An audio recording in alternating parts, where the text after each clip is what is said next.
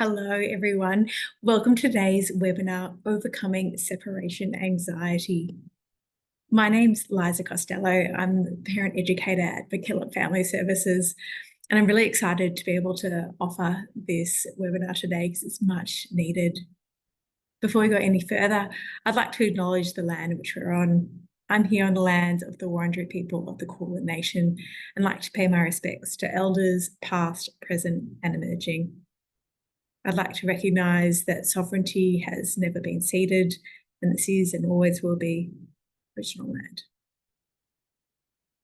So welcome. We have an hour together today to look at separation anxiety and what that means and what to do and how it plays a role in our lives. I'd say that if you have a child, that this is something in which you have experienced or you're perhaps anticipating if you're in the early months or the early stages. So what I might do is start with a little story. The story of Maisie and her mum. Maisie's 3 and she has been so excited to go to 3-year-old kinder. She has tried out her tutu and her red gumboots, practicing for the day and been really excited to see the goat, Giraffe. And it became such a complete surprise when the day came that when Mum went to say goodbye and ready for Maisie to have her day, Maisie came straight back into Mum's arms. Yes, there was big tears and there was clinging and tightness, and Maisie didn't want to go anywhere at all. She wouldn't even want to see Giraffe, and more than anything, she just begged Mum to stay. And Mum's heart nearly fell out of her chest because she'd never seen Maisie like this and she'd never expected it. And the worst thing of all is that when Maisie asked her to stay, she felt so guilty and so torn. She'd already said that she'd be going to work. And at the same time, she also knew that she wanted to best support Maisie. She was in such a bind. Now, I'm wondering if the story of Maisie and Mum resonates with any of you today. A story when saying goodbyes is really, really hard, when it's hard for our littlie and also hard for us. I'm not even really understanding where did this come from and why. So we have a term for this and we'll call it separation anxiety. So when I use this term, I guess I'm referring to the term in which a child becomes distressed when they're separated from their primary carer, whoever that might be. And it makes a lot of sense, right, that they would feel this distress because they're an attachment figure, so they have attached and connected to protect from the world and from all the challenges, and they're seeking that comfort from us. So in really, really young tots, in babies, there's no separate sense of self. So that when they are separated from their primary carers, they often feel like there's part of them is actually missing. Interesting. So they're not yet able to understand the concept of going away and that we'll be returning, but they have a feeling of being incomplete. What I want you to know is that separation anxiety, it's a common part of children's development. It's really, really natural. And it starts around 6-7 months in time with object permanence and reaches its peak at around 14 or 18. Some say even as late as 3 years, depending on who you read. When I say object permanence, that is the term in which so your child becomes aware that an object or person, they still exist even when they're hidden or that they can't see them right there. So in this way, it's a great new milestone for your littlie to develop. And as I said, commonly around that 8-9 month period when they can't see you and they realize, oh, you're not there, you are truly gone. Okay. And so at the same time, it's a great thing, but it's also that really, really tricky time. Okay. Because then we start to notice, no, they're not so happy to be passed around and in anyone's care. They actually really only want to come back with us. So yes, in infancy, in toddlers and young children, this type of separation anxiety, very, very normal. Okay, and as they go through the different stages, they're becoming aware of the different risks in the world outside them. So perhaps becoming hesitant and cautious to go out there, and that's that gradual process, one in which does reduce as they get older. So some relief there. What I do want to note is that separation anxiety is different from separation anxiety disorder. So separation anxiety disorder is far more kind of intense or elevated version of distress of a child. There might be kind of intense kind of worries for their own safety, for their caregiver's safety, really difficult to calm the child when they're in this kind of level of distress. It can often result in physiological symptoms that come from it, so headaches, difficulty with bowel movements, sleeping issues. Separation anxiety disorder has its own set of criteria for diagnosis. So it needs to be extended for 4 weeks or longer and a various set of criteria which all need to be met. So if this sounds more like your situation and you're thinking, yeah, that's me, what I would say is get in touch with a pediatric psychologist or counsellor, and they will be your best support to guide you in these next steps. Separation anxiety disorder occurs for a small population, more towards 3 to 5% of children. So I want you to know that that is but perhaps more uncommon. So what can it look like when we're talking about separation anxiety more broadly? It's going to be different for every child, and we also know it's going to look different for each developmental stage. So it might be seeing crying, you might see tantrums, clinginess and not wanting to let go, needing a favourite toy to settle, shyness, wanting to come out, difficulty joining in social activities with other children, just hanging back, refusing to speak, perhaps with anyone else, perhaps family members or educators. So it might look like some or all of these. This is just a selection of what you might see.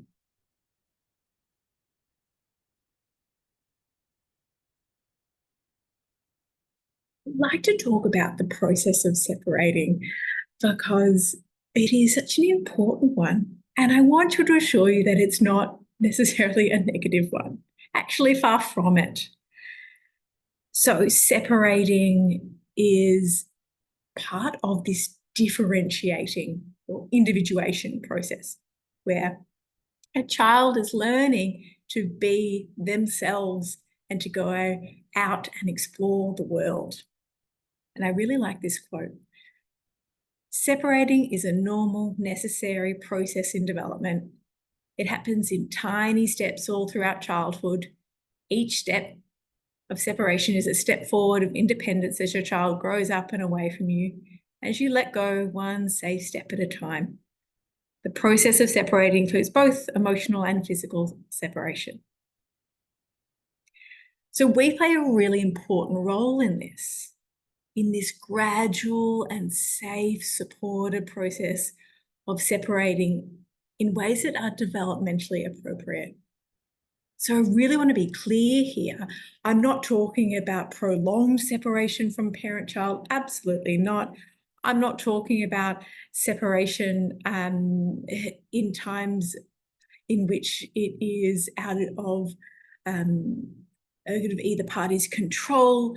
I'm talking about small steps in which we take to offer our children confidence and capacity to know that they can be in the world without us for moments.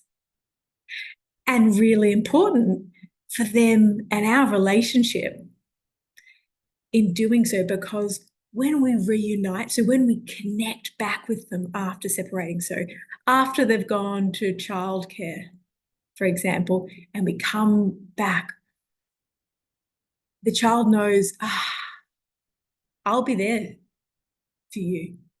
You can go out, and they come to know that you can go out and explore, and I'll be here when you return. Okay, separating might be, and when I talk about that, it might be simply playing in the other room. Okay, and then they're able to come back. Or maybe it's you sitting on the park bench and they're running and they're playing on the play equipment and then coming back. These are all our steps where they come to gradually and appropriately explore and separate and then reconnect.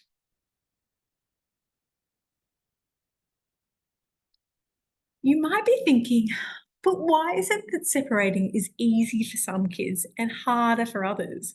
Why is it that for my first child, there was no looking back at all and they were straight off, straight into the school gates? But for my second, completely different. And I was there sitting beside them for the first 3 weeks in kindergarten. So there's lots of factors, I think, that come into play. The first one is really quite important to speak about, and that's just each child's temperament. Okay, so some children are going to be different. All children are going to be different, but as to how they respond to these change. So they can be highly sensitive children, and in this way, a beautiful characteristic that they feel and notice these changes so deeply. Another fact can be genes. So if we think of the hereditary component as in our family tree of what role anxiety plays. And thirdly, is our kind of role so as parents in modelling what separation looks like, how comfortable we are with it. So we do have an influence there. The environment in which these kind of moments of separation occur. Some are perhaps more inviting and for fostering of that exploration and comforting, and others perhaps sort of more daunting. Lastly, stresses.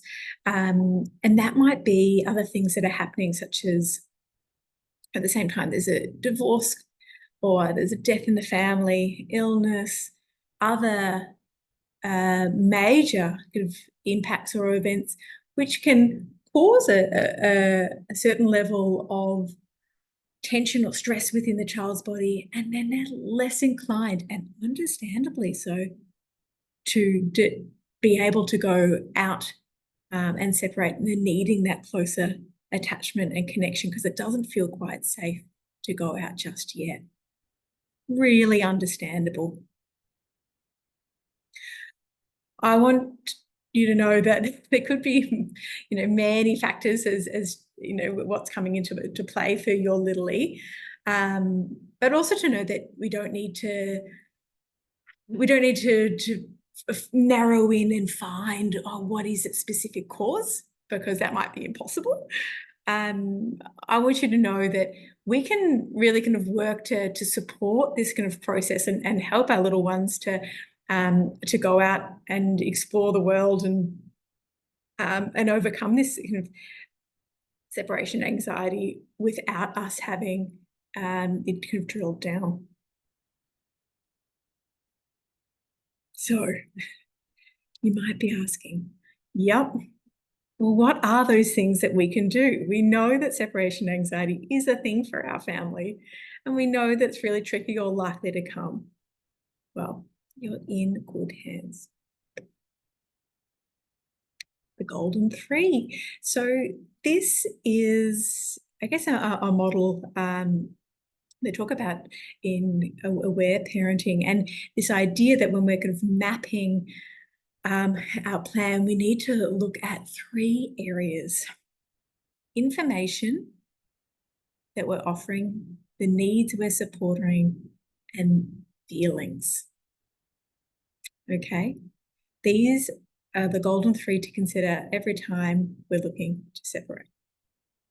So, information. Information is so critical when we think about anxiety.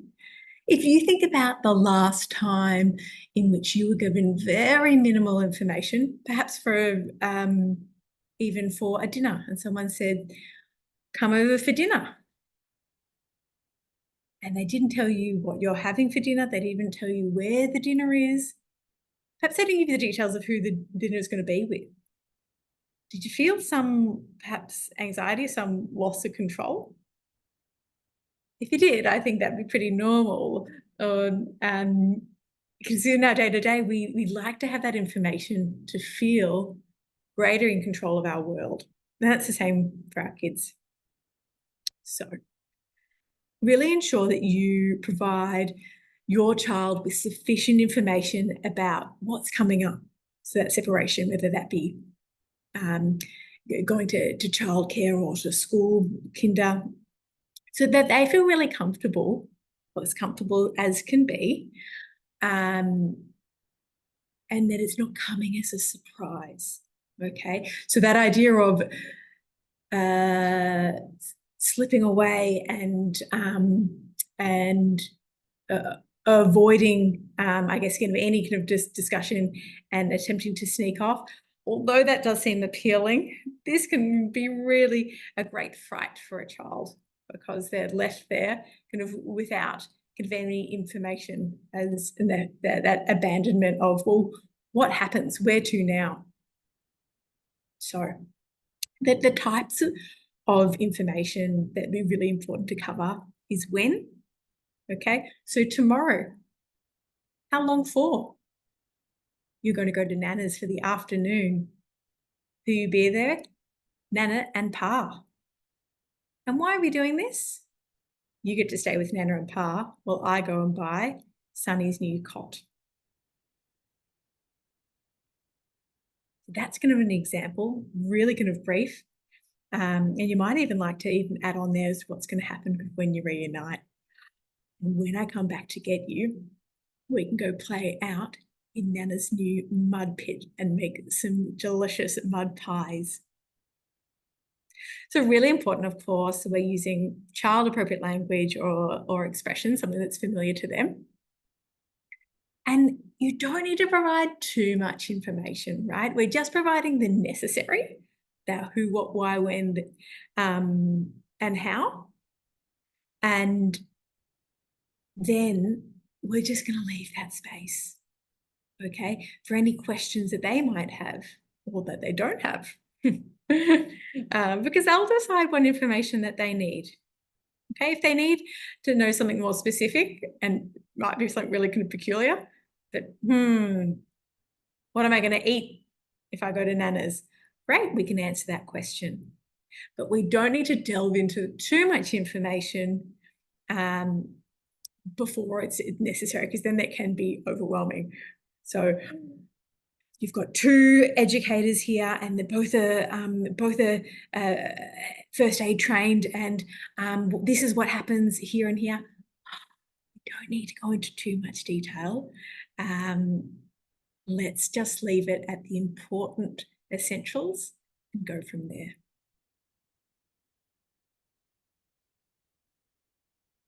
Needs. Yes, these are very, very important. So if we're thinking about children, we need to be considering what their specific needs are, okay, and how we can attempt to make arrangements to meet these. So when I talk about needs, I'll give you some examples in terms of, you might notice your child has a need for familiarity, okay? So if that's the case, we're going to make an arrangement that we're always dropping off at the same place. So we're going to the same gate and we're trying to get there at the same time to keep it familiar. Or you might notice that they need closeness and adult comfort, okay? So for that need, then we're going to make sure we're spending that 5 minutes extra to ensure that they're getting time to be kind of with that educator before the day, to get to know them and know their name before we go. So in deciding kind of what these needs are, let's look at the cues. And they're likely going to be non-verbal. Okay, then a child doesn't, and they won't be telling you, I have a real need for safety. We're going to need to pick up kind of from their body language.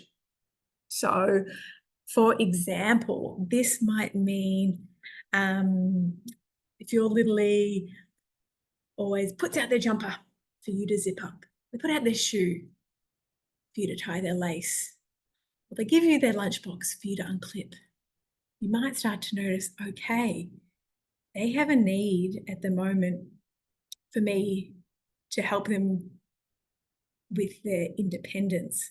So I need to help them develop these skills before they're going to feel ready to go out there and go into kindergarten on their own. Okay, so we're gonna make time in the lead up until they can help them do these things on their own, so that they're going to feel really confident when playtimes come, so that they can open their lunchbox and that they can do their jacket back up. Because these are the kinds of things that would hold a child back from wanting to go out there and explore if they don't have the skill set yet. And lastly, it's giving time for the needs to be met, okay? Or perhaps we're hearing or acknowledging what needs that aren't going to be met, okay? So for example, Jacob says, oh, Mum, I don't want you to go. I want you to stay here with me. Stay with me here today. Okay, that's a need that we can't unfortunately meet. What we might say is this: yeah, I hear you. You want me to stay with you. Yeah, I'd like to too. It can be a bit scary your first day. Lots of new people. I've got a hug here, ready to hold all of the scaries. And it might take a bit of time for us to give space and let them feel what they're feeling.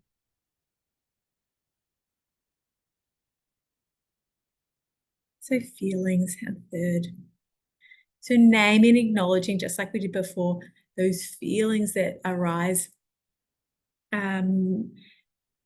Because as we know, once we name something, it's easier for us to understand. And actually, often an emotion, it feels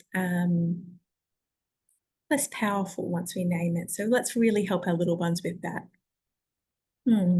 Yeah, you look a little unsure about this new prep classroom. Or, oh, I'm wondering if you feel a bit sad that Jamie's not here with you too.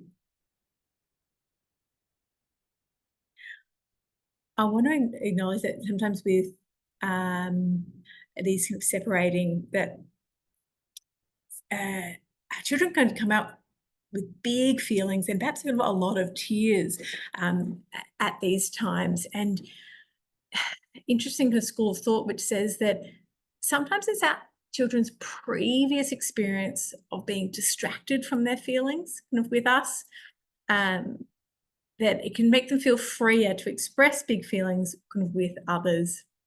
So you've got that space that they're not going to be stopped from feeling what they're feeling.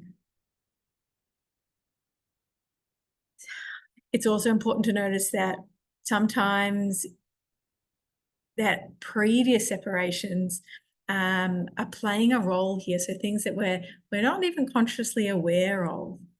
So this could be separations post-birth or other emotional separations which have occurred. This might be coming up for your little one or for you too. It's also important to recognize that there are big feelings that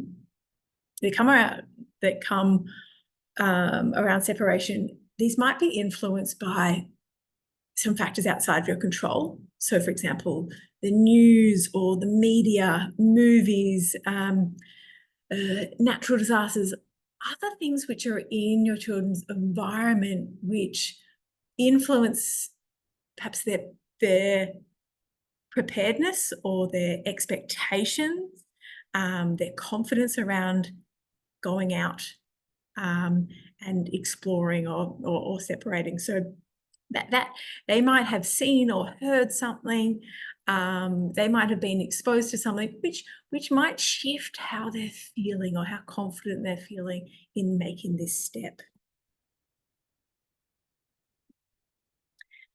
And very importantly, we've got listening to ourselves, okay? Connecting to our own feelings about separating. This is really, really important. I want to ask, what does the idea of separating bring up for you when you think of the first day of prep? What do you think of, or what does it feel like when you consider going out for the first time and someone looking after your littlie while you go out for dinner? What does it feel like when you consider that your 6-year-old or your 8-year-old is going to go on school camp for 3 whole nights? What comes up? Perhaps it's a guilt, trauma, fear, anxiety, loneliness, mixed feelings. It's hard to name. Lots of things can come up for us from our past experience as well, from our own childhood, from our adulthood. And it's really, really normal that it's a big experience for us. So make sure to care for yourself. Offer yourself tenderness rather than attempting to mask or hide your discomfort in this. Let's look to understand it and in time to overcome it. Because we all know it, right? Your child will be able to pick up on their feelings, okay? They have had more years likely on the planet without words than with words, and their sensor or their capacity to pick up on your emotions and how you are perceiving the environment is very accurate. Okay, so it's our job is to own our emotions rather than confusing them with mixed signals. So rather than feeling terrified but telling them, go out, it's fine, okay, we're actually going to be first kind of working on ourselves and trying to hold tenderness and to support ourselves first with those big feelings. I'd really encourage speaking to a close adult, so perhaps that's a best friend or a partner or a therapist. That could be your counsellor or psychologist. Perhaps you'd like to open a page to journaling if that is more appealing. It's a space in which there is no judgment. There is no time frame. It's just you and a page. And it's always there to come back to. It's also nice to think about if we're wanting our child to feel confident and for them to feel that it's safe to go out, what do we need ourselves to feel okay and to truly believe that it's safe for them to go out? Is that going to mean, okay, I need to actually talk to the teacher first just to make sure that they truly understand my child's needs?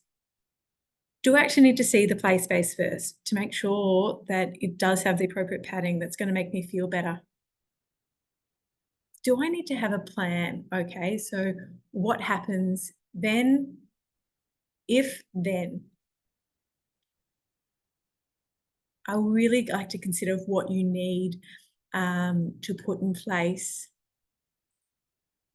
to ensure that those feelings of support and encouragement for your child to go out and explore are authentic. Because it's parents who prioritize their own emotional well-being are better equipped to support their children through separations. So there's lots of things that we can do to help prepare for these moments, inevitable moments, I want to add. We're never going to have our little ones with us forever. As much as we'd like to perhaps keep them in the womb safe and protected for good, they are going to go out. So let's support them with it. The first one is the power of stories. Yes, this is reading books, or you can, in fact, make up your own story with your child about adventures going to school or kindergarten, or explore separation fears. So this might mean an opportunity. You can use whatever characters and favourite names of animals that your child has, and bring up the themes of separating and returning. For example, little Bunny was so nervous. She didn't want to leave her burrow to go to rabbit school. She dug and dug and dug, and she didn't want to come out. That's an example, and off we go with the story. So what this offers is an opportunity to explore the big feelings that come up for both of you, and the doubts or questions that they might have. And it's so lovely about stories is that we don't have to talk about ourselves, but we can talk about, well, maybe the bunny doesn't want to go out of the hole because, well, they don't actually have the right clothes to go to school. So we might hear a little bit about what the hesitancies are through our characters. There's a lot of comfort and in not being alone in the journey when we hear about our favourite characters and animals also going about these big steps too. And it just normalises that experience of these eventual steps of school and kinder, or perhaps childcare. This is a fun one. Scope the joint. So what this really means is let us make the unfamiliar familiar. So I'd really encourage visiting that new school or new childcare with your littlie and pointing out with them where they'll go in, where they'll play, where they'll be picked up, and getting to take photos together of all these areas. You might even like to watch other children who wave off to their parents and go in, and also when they come back out. So they're seeing that entire process and it becomes so familiar to them. Because it's with this familiarity that it turns into confidence in that new setting. Another fantastic thing is that it offers an opportunity for your child to better visualize and prepare for their first day. So they'll have those images in their mind in the days or the weeks leading up to perhaps that first day of school. And so when they get there, yes, this looks like what I was expecting. No big surprises.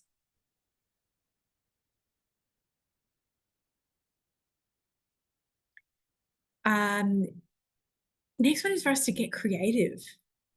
So the images that we took when we were going out to new kindergarten or school, we're going to use that to create your child's very own storybook.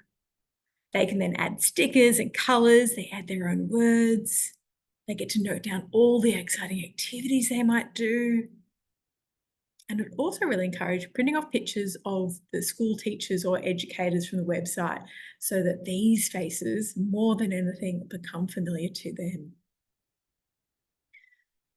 And you know what? With them cutting and drawing, with them pasting, with them taking pride in creating this own, my first day of prep book, for example, it empowers them. It sculpts, helps them sculpt their journey.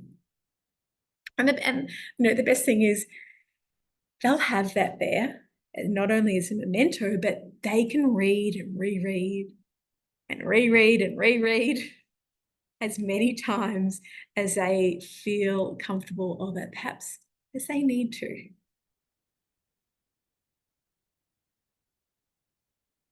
Oh, yes, separation games. Now, these are very, very powerful and perhaps not so familiar to everyone. So separation games, these are, although I say therapeutic games that help reduce separation anxiety by releasing fear through laughter. So this comes with the understanding that fear and anxiety, so it creates tension in our body, and we need a physical way to release that. And laughter is such an easy way to release and cleanse that body through it. The games in which we play to practice, I guess, the idea of separating and reuniting are so helpful because it helps babies and children learn that being apart and coming back together again, it's so normal, and we practice it with a game and then we get to do it in real life. So some ideas of what these can be: hide and seek, excellent game to play, and I feel like you're never too old for it. And it's about being extra silly and playful as well, with that reuniting. We can see there in the picture, big squeals, big laughter when we're coming back together. We're not leaving them for too long, but staying hidden. We really want it to be that positive experience of being hidden and then coming back. Another one is at feigning that you can't see them when they're in plain sight. So, for example, they're on your back, or you're giving them a piggyback, and you're saying, "Well, where's Martha? Sure, she was here. Where is she?" So again, we're using it's the themes of of separation, and again mixing that kind of with laughter. Mock chasey. So that's you kind of being extremely slow trying to catch them as they run away. You can use toys to help kind of in bringing in themes similar to what we spoke about with books. We're giving opportunities for the themes that child kind of might be experiencing through the setup of characters and games. And peekaboo, obviously very similar to the concept of hide and seek, but for teeny weeny little ones. An important thing to do and it probably comes as no surprise.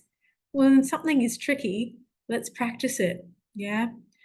So let's practice our goodbyes for small separations until they get bigger. Okay. So we're practicing our goodbyes and we start into going to different parts of the house. Perhaps when they then you go to the letterbox.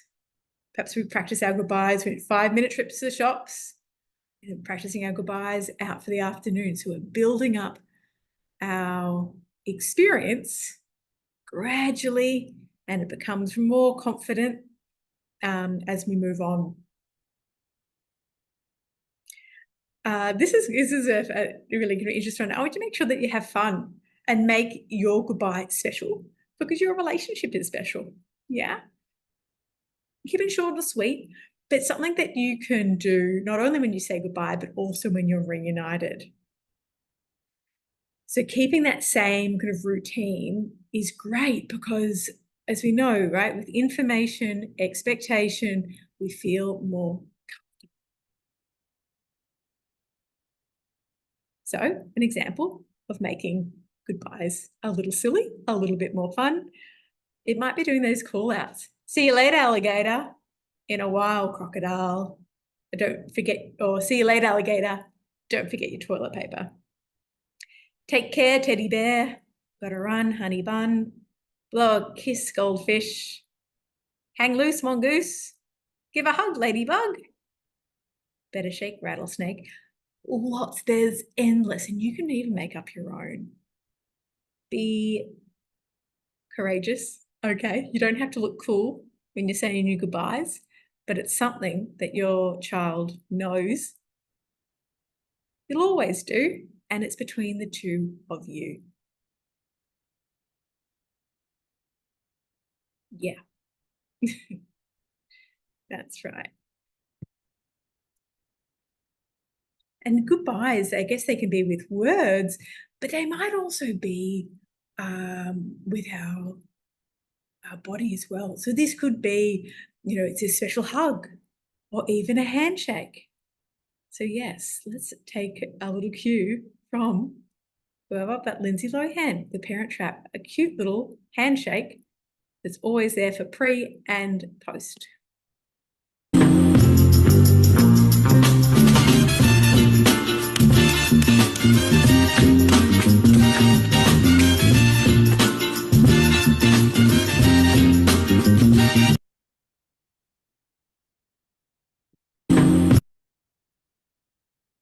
And lastly, once we've had our moments of separating, it's about coming together again.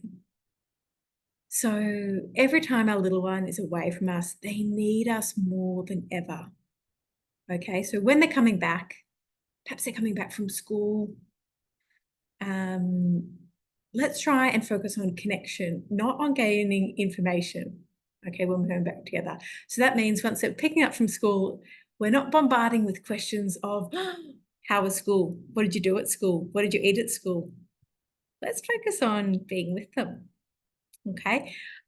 Let's walk to the car like slinky, slippery snakes. I wonder if I can race you to see who can get the first seat in the back of the bike, for example. We want to try and focus on having fun and connecting. That information will come out later. Let's focus on refilling their emotional bucket because it's probably going to be needing of a refill without having you there. And you can do that by prioritizing what we call special time. Okay, now I probably speak about it in every webinar because I just think it is so critical. And this is specialized time, and I'm going to say we'd love for it to be 30 minutes, but even if it's just 15 minutes, and it's time in which we are focusing on just kind of the child. We have no distractions. It's unstructured play, and they are leading it, whatever they want to do. Okay, they have got all of you for that. So you might be wondering, well, what do we do when we're separating on the day? We've prepared for it. We've now decided, what we're going to do to help them transition. We now know what we're feeling. What are we going to do to prepare for that day? First one, be consistent. Okay, we're going to continue to do the same routine. We're trying to be there at the same time, and we are we're going to try and keep that as familiar as possible. We're going to offer all our attention, right? So in those moments leading up to goodbye, we're going to make sure that we are truly present. We're giving our goodbyes. They're not too long. They're important. And they're unique. They're short and sweet. So remember, if we drag them out longer and longer, that does make that harder. We might be settling in, helping them settle into an activity. So taking them over to the sandpit, or we're taking them to sit with and be with an educator. Okay, so that they have, I guess, a way to focus their energy and be engaged with that next person or next thing. And lastly, it's about keeping your promise. So that promise might be, for example, collecting them at a certain time. and what I'd really kind of encourage you to do is just keep kind of with that same kind of expectation routine that you'd set up. So I remember hearing kind of a mum saying that she dropped her son off at childcare, and then an hour later she was missing him and thought, actually, I'll go give him a nice surprise and say hello with good intentions. And when she did that, it was actually really, really, really tricky to say goodbye again. A bit confusing for him. And then she noted that the next 3 to 4 days after going to childcare were harder than ever.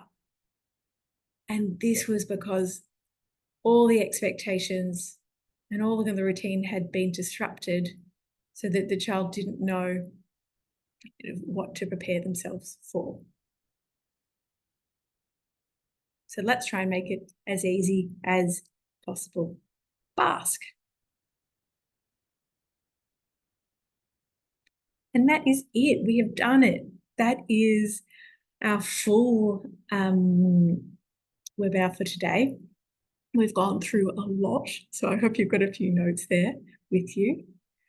In summary, it's worth noting that separation anxiety, it's a natural part of child development in the early years. This can be expected, and it also can be a really kind of healthy sign of a strong attachment. Seek professional support if perhaps what you're seeing, if your child's experience more closely resembles separation anxiety disorder. When thinking about separating, do the golden three. Consider the information, needs, and feelings. Invest emotionally in supporting yourself through this transition. I can't stress that enough. Remember, we need to be able to show them that it's safe to go out.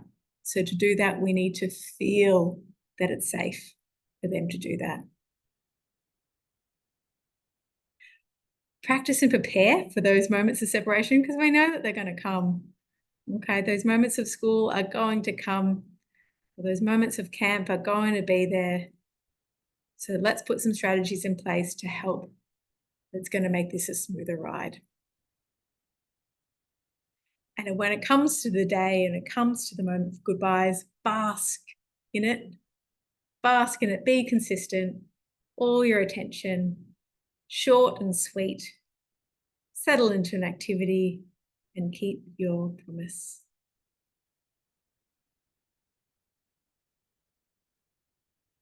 So there's a lot there for us to think about. And I'd just like for you to take a moment and think, what is your key takeaway? Perhaps what's one thing that you didn't know? One thing that you could keep in mind? Perhaps something more that you would like to explore. Good luck from here. So yes, this is my very own goodbyes from you, preparing for this goodbye. Good luck. This is a big step. Be gentle with yourself. If you are needing extra support, please reach out. This is why we're here. We're supported by Regional Parenting. We've got our email at the bottom, parenting@mckillop.org.au. Or if you'd like to speak with myself, 0418 167 791. Always got time to help you where I can and kind of recognize you're not alone in this experience. There are hundreds, thousands, millions of parents who are going through this experience. So you need to not suffer in silence. There's a lot of people there who've got your back. So thank you. Thank you for investing in your little one, investing in getting support.